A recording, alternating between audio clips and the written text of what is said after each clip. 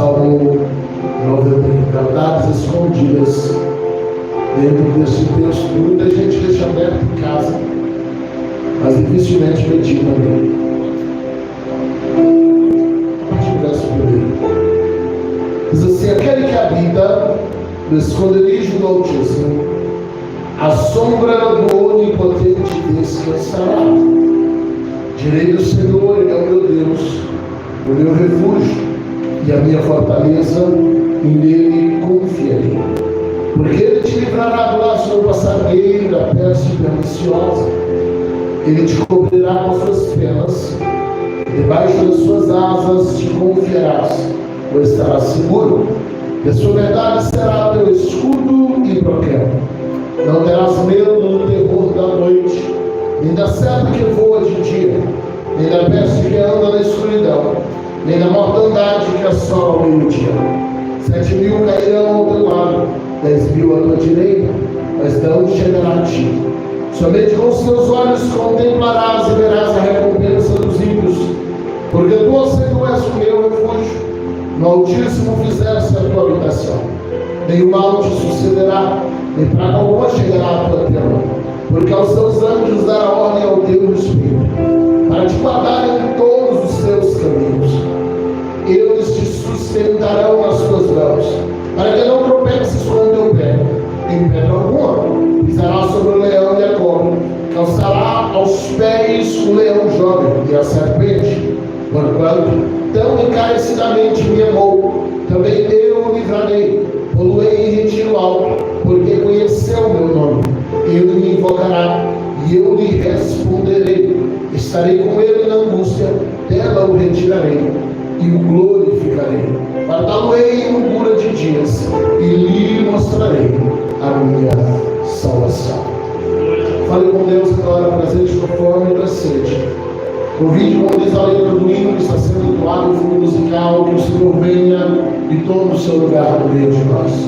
Espírito Santo, nós te convidamos agora. O Senhor já está manifestado aqui desde o início desse trabalho. Através de cada louvor entoado, já podemos sentir a tua presença. Então, tenho dois pedidos para o Senhor nesta noite. O primeiro, que o Senhor continue neste lugar, fazendo aquilo que já estás a você. O segundo, que o Senhor intensifique a tua manifestação neste momento. Que nós sejamos impactados pela tua obra. Que nós sejamos impactados pelo teu toque. Que nós possamos sentir o Senhor de uma maneira pessoal aqui neste lugar, Pai. Que nenhum de nós saia dessa casa hoje sem ter tido um encontro pessoal, palpável contigo. Sem ter sentido o teu cheiro. Sem ter conseguido receber um abraço do Senhor. Mas que nessa noite sejamos tocados. Que nessa noite sejamos, ó Deus, abraçados e possuídos por Ti.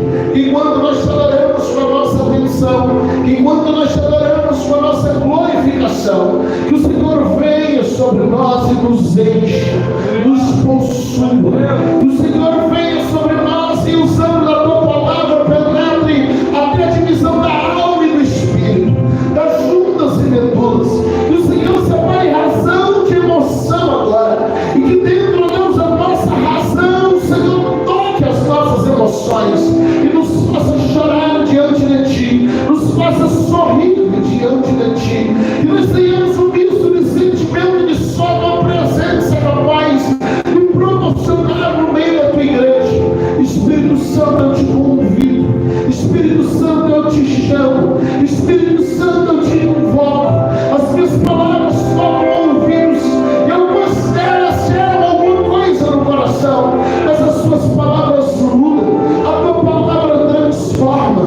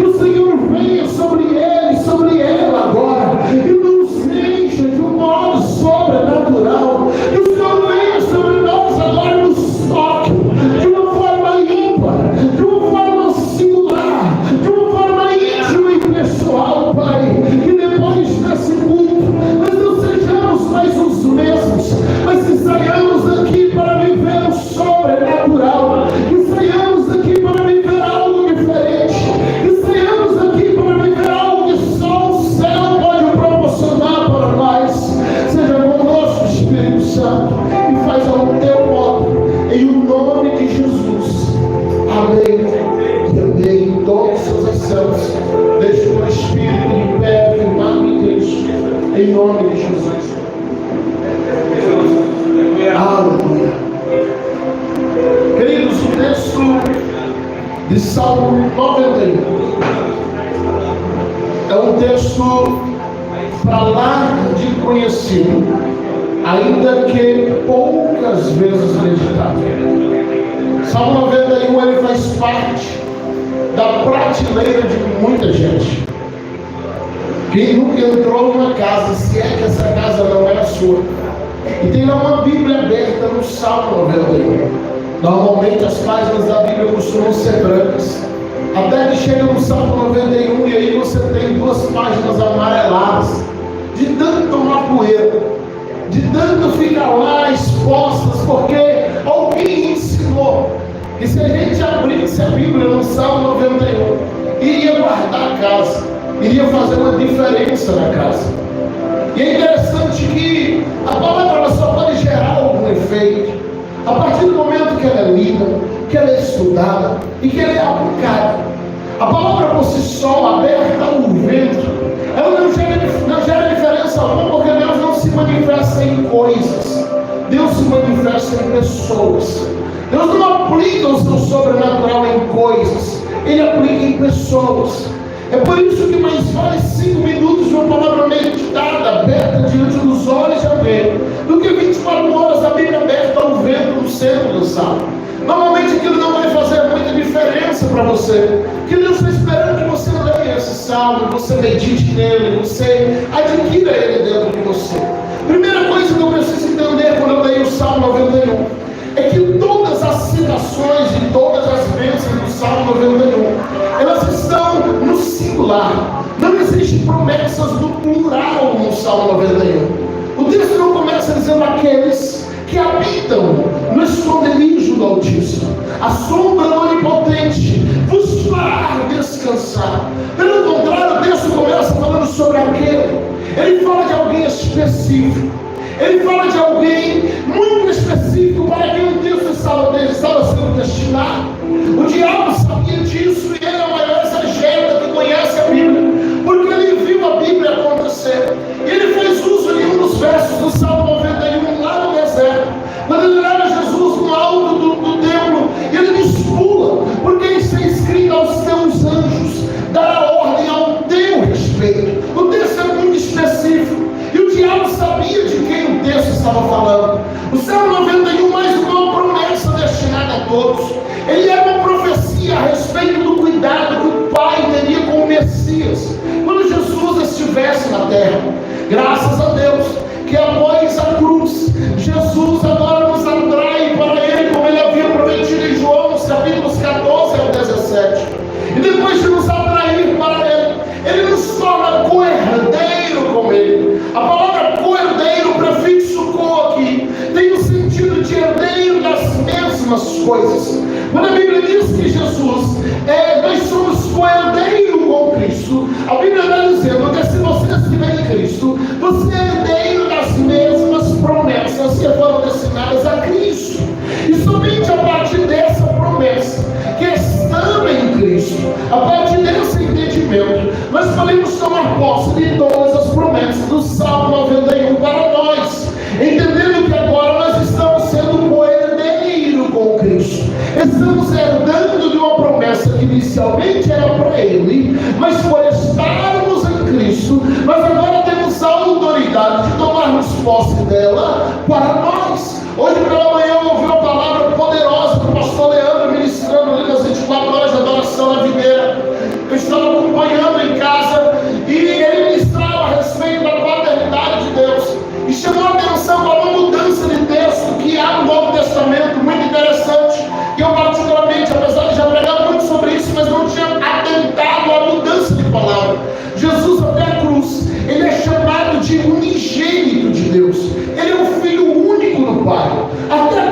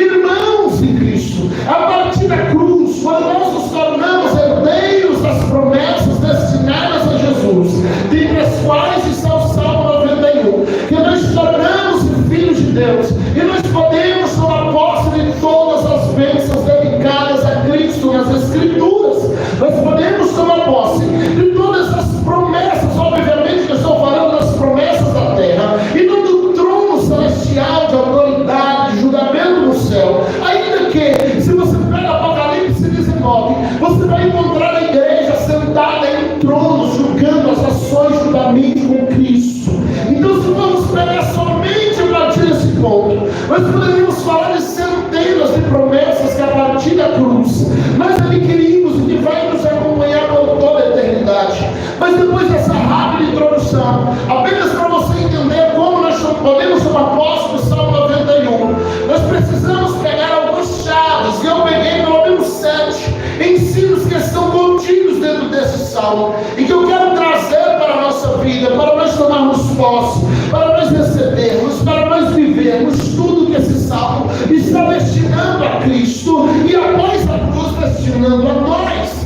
A primeira promessa, a primeira condição, o primeiro ensino do Salmo 91 está no verso 1, já na parte A, quando diz: aquele que habita no esconderijo do Altíssimo. Eu aprendo nesse primeiro verso que as promessas que esse salmo estão destinando não é para quem visita o esconderijo de Deus, não é para quem está em alguns momentos no esconderijo de Deus, mas é para quem decide habitar, para quem decide fazer moradia, para quem decide transformar o coração de Deus em sua morada permanente. Habitação é o lugar onde a gente mora, habitação é o lugar onde a gente fica a maior parte do tempo, habitação é o lugar para onde a gente volta todos os dias, ou mesmo que a gente precise passar uns dias em viagem, o nosso anseio é em voltar para aquele lugar, porque ali é a nossa morada. A primeira coisa que eu aprendo, o primeiro ensino do Salmo 91,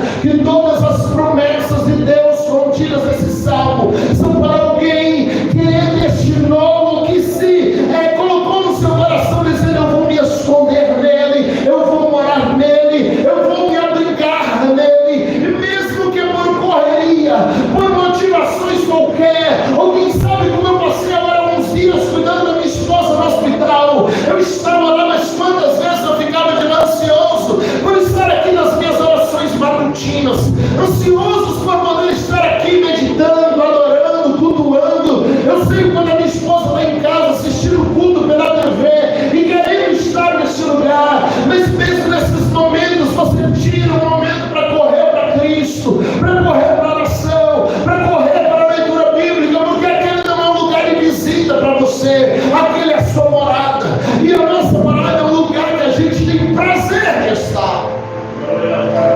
Então, se eu pudesse resumir tudo que eu disse sobre o verso 1 até agora, eu diria que as promessas do Salmo 91 é para alguém que aprendeu a ter prazer em estar na presença de Cristo. É para alguém que aprendeu a ter prazer em estar com Ele, que aprendeu a ter prazer em permanecer nele. Segunda verdade que eu aprendo no Salmo é que Deus tem um esconderijo para seus filhos. A Bíblia fala sobre aquele que habita no esconderijo do Altíssimo. Então, a segunda verdade que eu aprendo nesse salmo, o tempo não dá para a gente fazer uma exegese de todos os versos. Eu quero pegar pelo menos alguns pontos, algumas questões pontuais. A segunda verdade que eu aprendo é que Deus tem um esconderijo para os seus filhos. Quando você decide habitar em Cristo, quando você decide habitar nele, às vezes a gente fala muito do céu. Jesus veio para me levar para o céu. Eu quero ir para o céu, eu quero, irmão. Oh, meu Deus, muito. É prioridade.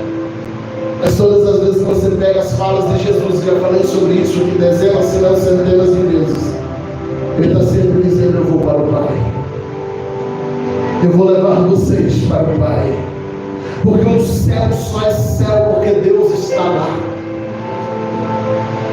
O céu é um ambiente espiritual fora da terra, o inferno é um ambiente espiritual fora da terra. O que torna um lugar de prazer e o outro um lugar de tormento é respectivamente presença e a ausência de Deus. Um lugar espiritual fora da terra, sem a presença de Deus por si só, se algo transforma no inferno. Se o Pai não estivesse no céu não seria um lugar de prazer, seria um inferno. Porque o inferno é a ausência completa do Pai. O céu só é céu, só é um lugar prazeroso de estar porque o Pai está lá. É por isso que Jesus o tempo todo Ele está dizendo: não é o lugar, porque em qualquer lugar, se o Pai estiver, ali vai virar um céu.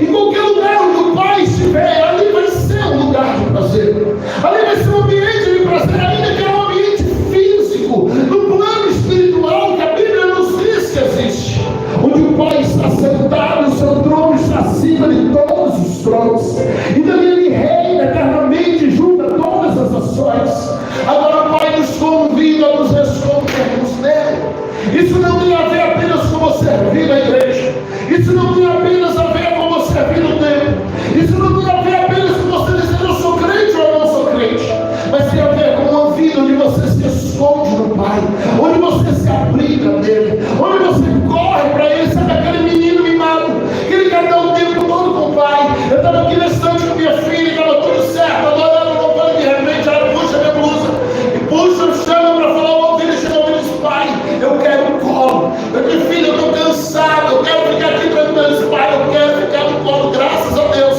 Faltavam uns 3 minutos para ir para essa linha, e eu cansei um pouco o braço, não foi muito hoje. Mas o filho, ele não está preocupado com o ambiente, ele quer estar com o pai, ele quer estar com a mãe. Não importa se é num salão como esse, não importa se é no banco da praça, não importa se é debaixo de uma ponte, se os pais estiverem lá, eles vão se sentir seguros, porque o seu bebê, ele não está brigado na sua casa, no berço bonito, no quarto rosa ou azul. Ele não está preocupado se o carrinho de beber dele é de marca ou é um carrinho mais simples. Ele quer olhar quando acordar e ver você. Ele quer olhar para frente, para os lados e perceber que você está lá, porque no lugar onde você estiver vai ser um ambiente de prazer para ele. Você já entendeu que o Senhor está falando lá na carta de Pedro, dizendo que o Senhor quer que sejamos como meninos novamente nascidos, desejosos ardentemente pelo leite materno, não mais pelo leite líquido, mas pelo leite racional do Senhor, que nos sustenta, que nos alimenta. O Senhor está te convidando a se abrigar nele, porque quando a sua prioridade é ele, em qualquer lugar ele te colocará em seu esconderijo. Sim, Deus te esconderá do diabo, Deus te esconderá das enfermidades, Deus vai te esconder dos ataques de quem quer o seu mal. Há um esconderijo de Deus para quem habita no esconderijo do Altíssimo. Há um esconderijo de Deus para quem se abriga nele e diz: o Senhor é a minha prioridade. Aleluia! Lembra quando Jezabel quis matar Elias? Ela diz: amanhã que me faça os deuses outro dano se o Elias não estiver morto. Deus chama Elias, diz: eu já preparei um lugar para você.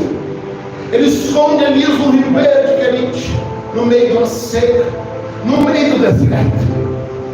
E ele diz: Senhor, eu vou para lá. Imagina Elias dizendo no seu coração: Senhor, eu vou para lá. Você tem seca na cidade, imagina no deserto. O Senhor diz: eu já conversei com os corvos, eles vão levar alimento para você. Não tinha a ver com os corvos, não tinha a ver com o ribeiro, porque quando o ribeiro secou, Deus escondeu Elias lá na casa de uma viúva israelita pobre, que não tinha nada. Mas enquanto Elias estava lá, não parou o azeite da botija, não acabou a farinha da panela, porque não tem a ver com o ambiente, tem a ver com a presença de Deus na tua vida, fazendo milagres. Quando Herodes quis matar Jesus ainda criança, Deus pega José e Maria e esconde no Egito. Você consegue imaginar tudo que Deus fez para tirar Israel do Egito? E agora Deus está escondendo Jesus no Egito. Deus está tirando o povo de Israel do Egito. E Egito, até hoje, na tipologia bíblica, é uma simbologia de um ambiente do mal, de um ambiente de pecado. Deus pega o seu filho, unigênito até então, e esconde no pior ambiente possível, porque não tem a ver com o ambiente. Quando Deus te esconde, Ele te esconde diante dos olhos de todos, mas ninguém te vê. Quando Deus te esconde, Ele te esconde aonde o mal acha que você é mais frágil, mas a sua proteção não vem do ambiente, a sua proteção vem dele. O que você precisa não vem de circunstância, vem da presença dele. Então não importa quantas vezes o diabo tentar te atingir, se você habita nele, ele vai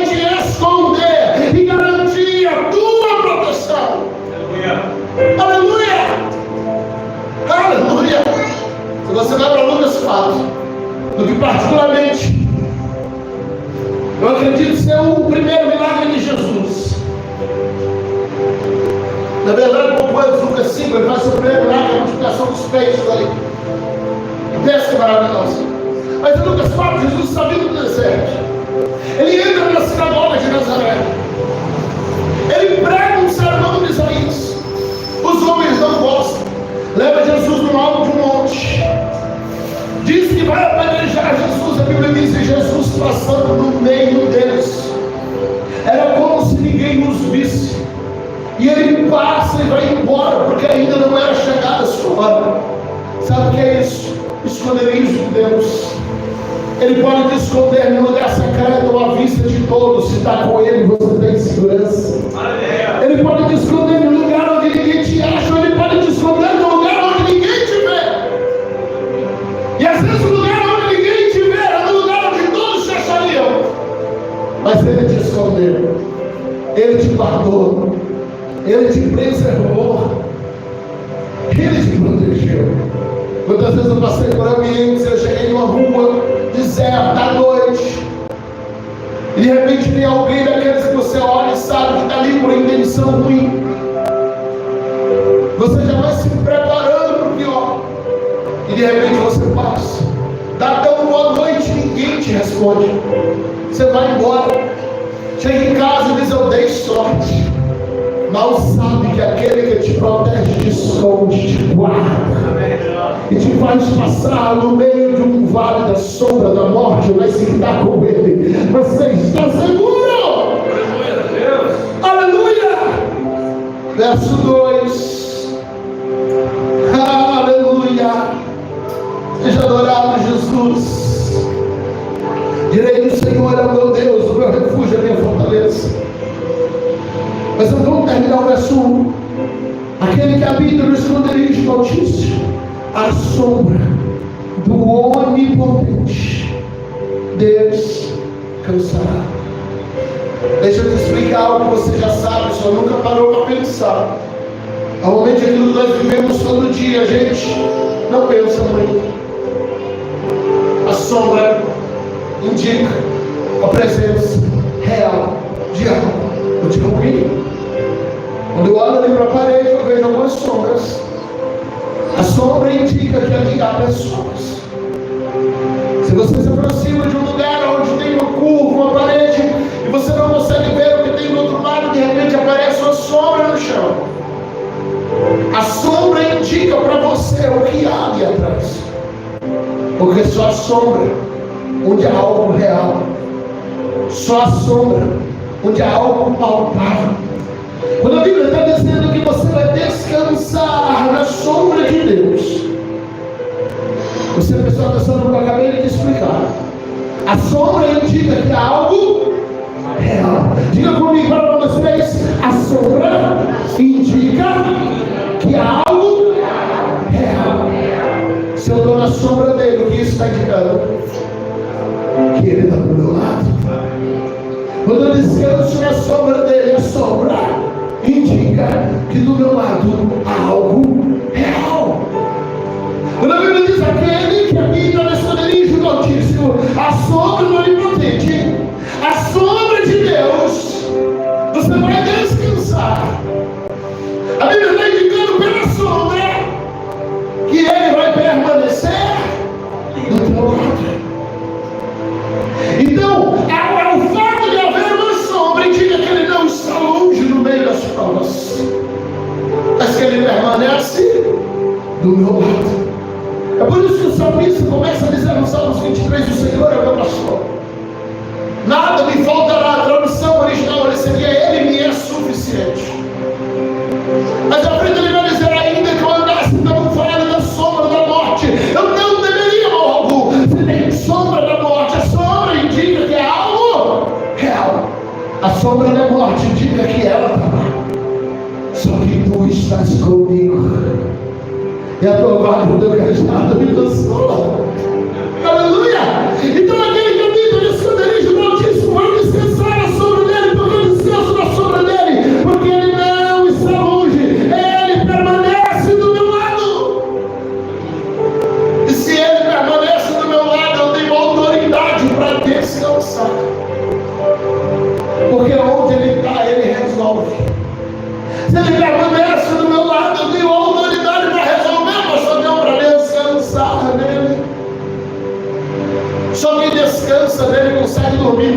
tempestade. Lembra de Marcos 4? Jesus manda os discípulos atravessar o mar da Galileia. Levando uma grande tempestade, Jesus vai dormir. Porque ali ele sabia que sua própria presença não permitiria que aquele barco afundasse. Quando você está em Cristo, você ainda vai passar provas, dificuldades, adversidades, é normal, irmão. Você está no mundo. No mundo tereis aflições, mas tem de bom ânimo. Descansa. E quando aparecer a sombra da morte, você mostra para a sombra da morte, dizendo: eu já estou debaixo de uma sombra, porque tem outro do meu lado e ele é a vida. Tem alguém do meu lado e ele é a própria vida. Aleluia! Às vezes o diabo está tentando te mostrar a sombra dele. Aí tu anda pela rua, fica por aí vendo o vulto, vendo isso, vendo aquilo outro, tendo pesadelo. O que é isso, pastor? É a sombra do diabo. Ele está tentando te informar que ele está lá. Mas o Senhor está dizendo: eu permaneço do teu lado. Você já está debaixo da sombra do Onipotente. E nessa sombra você pode descansar. Aleluia. Verso 3. A promessa é que ele vai nos livrar do laço do passarinheiro. Agora deixa eu te dizer algo sobre o laço do passarinheiro. O que é o laço do passarinheiro? O passarinheiro é o caçador de pássaros. Ele vai para a floresta, ele faz armadilhas. E ele coloca dentro dos laços, o próximo laço, alguma coisa que o pássaro goste, alguma coisa que o pássaro coma, alguma coisa que o pássaro seja atraído.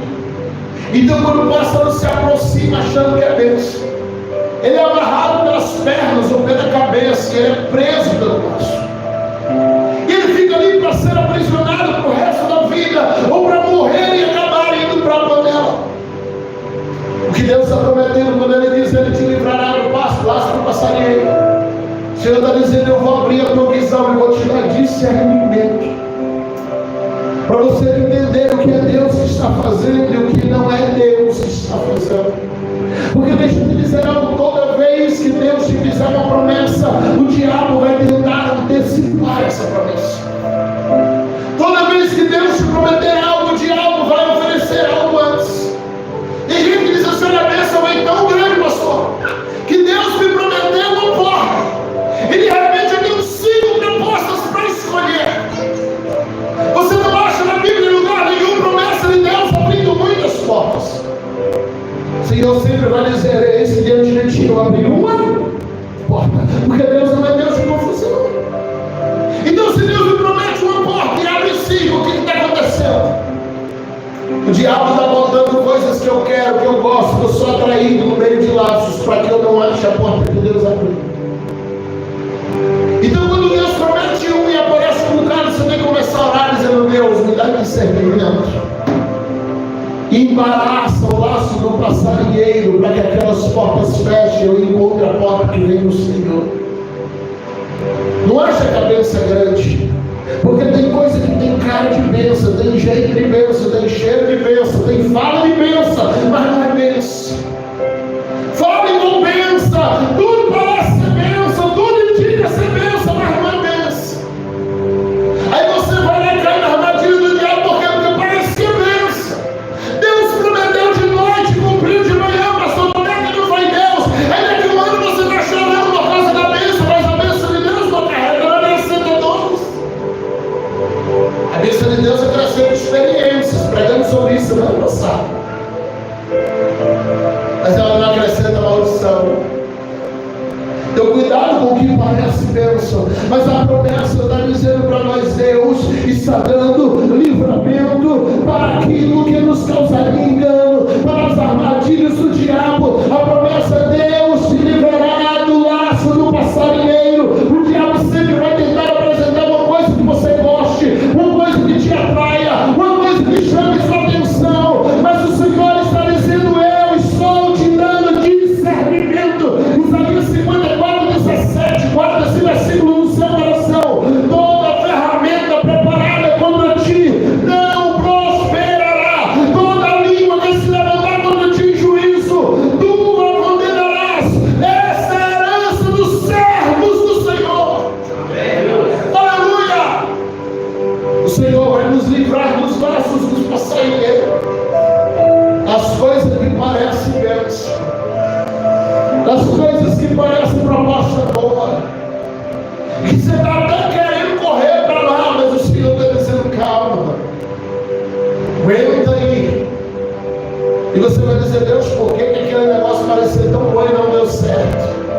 Já orou assim? Deus, era tudo que eu queria, veio do jeito que eu pedi. Por que o Senhor não deixou pegar? E o Senhor está dizendo, porque tinha cara de bênção, parecia bênção, cheiro de bênção, fala de bênção, mas era maldição. Então não estranhe quando Deus tira uma coisa que você gosta muito. Não estranhe quando você estiver quase palpando algo que você quer muito e de repente aquilo sair da tua mão. E aí tu vai no quarto, chora, principalmente a nossa geração, que é uma geração que não aceita não.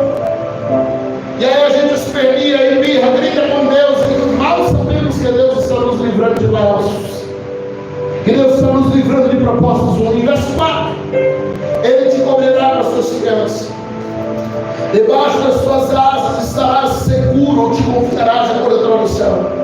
A sua verdade, a sua palavra, a sua verdade será o teu escudo e broquel.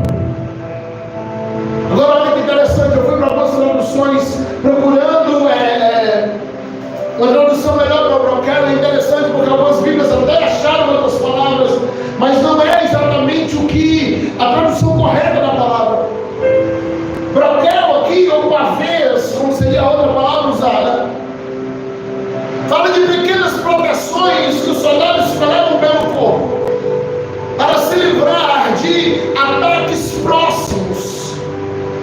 Você já viu aquelas roupas dos soldados romanos antigos que tinham tiras de couros, tinha pedaços de metais espalhados em alguns pontos específicos?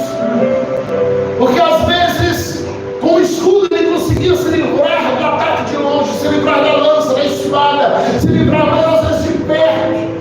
Alguém ultrapassava o escudo e conseguia se aproximar com a faca.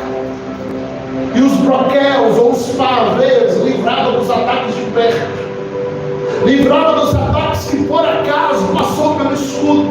Quando a Bíblia diz que a verdade de Deus é um escudo e um broquel, a Bíblia está dizendo que não importa se o ataque vai vir de longe ou de perto, se o ataque vai vir de quem você menos esperava ou de alguém que você já sabia que ia te atacar. Não importa se o ataque te pega prevenido ou desprevenido, a verdade de Deus é proteção para a tua vida. A verdade de Deus vai garantir a proteção para a tua vida. Pastor, mas vem de alguém que eu menos esperava, vem de alguém que ficava ao lado do pé e estava no meu coração. É o ataque de perto, é o ataque que chega com faca pequena, com canivete. Deus não é só escudo, Ele é broquel. Quando vem de longe, Ele te protege. Quando vem do inesperado, Ele te protege. Quando vem do distante, Ele te protege. Mas quando vem de perto, Ele também permanece do teu lado. Quando vem de perto, Ele também cuida de você. Quando vem de perto, Ele também está lá para poder trazer a verdade dEle sobre a sua vida. Aleluia! Por que é verdade? Porque os ataques de perto normalmente vêm para distorcer realidades. Os ataques de longe vêm para matar, mas os de perto às vezes vêm para distorcer a realidade e a verdade que Deus apresenta. Aí a palavra dele se apresenta, e quando você lembra que essa promessa do verso 1 é para quem está escondido nele. A verdade de Deus vai proteger você. Verso 7: 1000 cairão ao teu lado, 10.000 à direita, mas tu não serás atingido, não chegará a ti. Observe nesse verso 7, ele está descrevendo um cenário de guerra. É um cenário de batalha. Deixa eu te dizer, você vai enfrentar batalhas. Você vai passar por guerras. Sim, o diabo vai se levantar, ele vai tentar, ele não tem o que fazer. O trabalho dele é só esse, ele diz que ele mata, rouba, destrói. Só que o nosso Deus dá vida e vida em abundância. Aleluia! Você tem propósito disso? Então o inimigo vai se levantar. Você vai passar por batalhas, mas Deus vai derrubar tantas quantas vezes alguém tentar te atingir. Vai passar pelas guerras, pelas batalhas, mas somente com os teus olhos você vai olhar e ver o que Deus está fazendo. Eu lembro da palavra de Deus por meio do profeta chamado Gedalias, ao homem chamado Josafá, rei de Judá. Ele estava cercado pelo exército de Senaquerib, o general Rabissaquim estava lá na fronteira.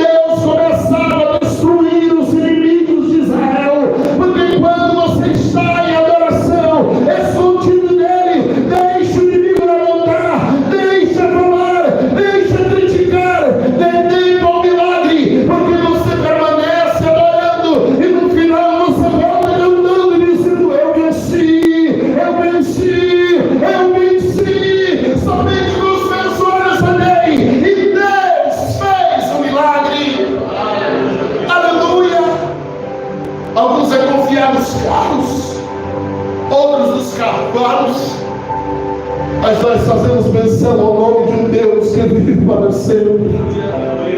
Nós fazemos menção ao nome de Deus que vive eternamente. Existem dois tipos de medo. O primeiro é o medo natural, o medo de sobrevivência. É o medo que te faz descer ali na calçada e antes de descer ao meio-fio você olhar para os lados, esperar o carro passar. Se bem que algumas pessoas eu acho que perderam esse medo, eu não sei. Elas descem da calçada e atravessam. Eu não sei se sai de casa desgostoso, ele vem dirigindo da cara ferrada e no espaço ainda cheio de motorista. Mas é um medo de sobrevivência, que não te permite pular de uma altura, que não te permite entrar no fogo, porque o seu instinto te protege. Agora existe o medo espiritual, o medo que nós precisamos evitar, porque esse não tem a ver com sobrevivência, esse tem a ver com o diabo te paralisando. Esse é aquele que te trava, que te paralisa, que não te deixa avançar. É a certeza de que nada vai dar certo. Você lembra de Samuel 17, quando Golias aparece gritando, e a Bíblia diz que o exército de Israel fica paralisado pela voz do Golias. O inimigo está gritando e o exército trava, porque a voz do inimigo parecia forte demais. Aquilo durou só até chegar um menino cheio do Espírito Santo. E quando entra naquele arraial nem cheio do Espírito Santo, ele ouve a voz do inimigo, ele ouve igual aos outros, mas ele estava acostumado a ouvir a voz de Deus. Alguém diz, a voz dele estronda dentro da vida dizendo de Deus, estronda mais. Alguém diz, a voz dele, não sei, dá um medo da amizade de Deus, se vocês escutar. Então ele sai consigo, pedrinho longe, vamos fundo na mão. Ele está dizendo, não tem espada, não tem lança, não tem escudo, não tem escudeiro, mas eu estou indo em nome do Senhor dos Exércitos. Então deixa eu te dizer algo, não tenha medo de travar as batalhas que estão se levantando. Não tenha medo de entrar nas guerras que você está vendo à sua frente. Falei aqui nas últimas mensagens que tem gente que quando pensa na possibilidade de luta não existe, até no ministério. Não tenha medo de travar batalhas. Não tenha medo de entrar em guerras espirituais. Porque se você entrar nela na sombra dele, isso quer dizer que ele vai à tua frente, ele é teu escudo. Ele é teu defensor, Ele é teu ajudador.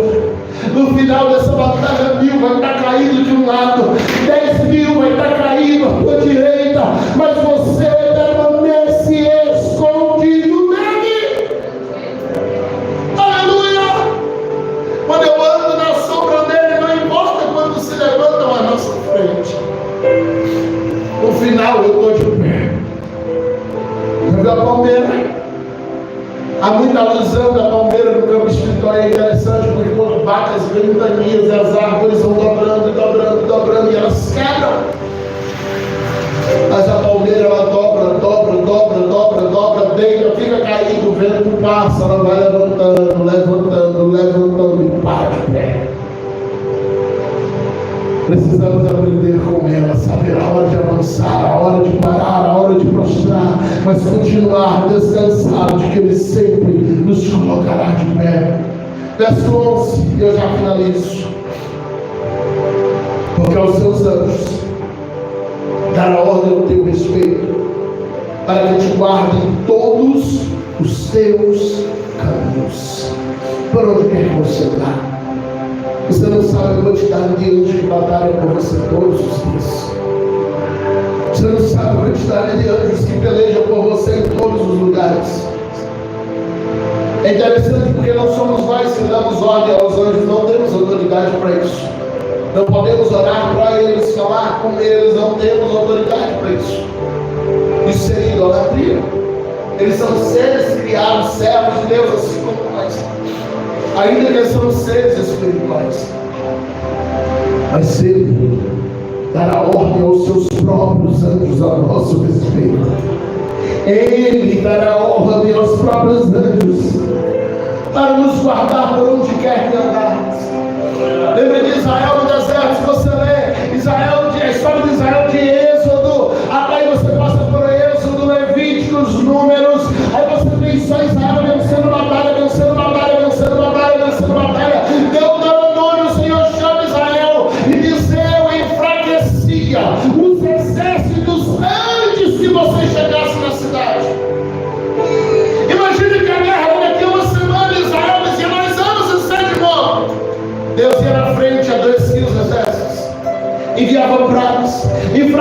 vencia. Aí Israel chegava lá, lutava contra um bando de gente doente, vencia de novo e dizia: nós somos invencíveis.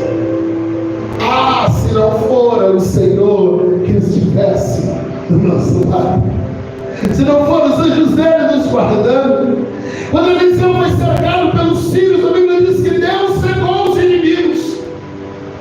Quando Josué chega com Israel na frente de Jericó, a primeira ordem de Deus não foi rodear a terra. A primeira ordem de Deus foi que eles celebrassem a Páscoa e circuncidassem a todos os homens. Agora imagina homens que passaram por uma cirurgia no prepúcio, a dor, a inflamação.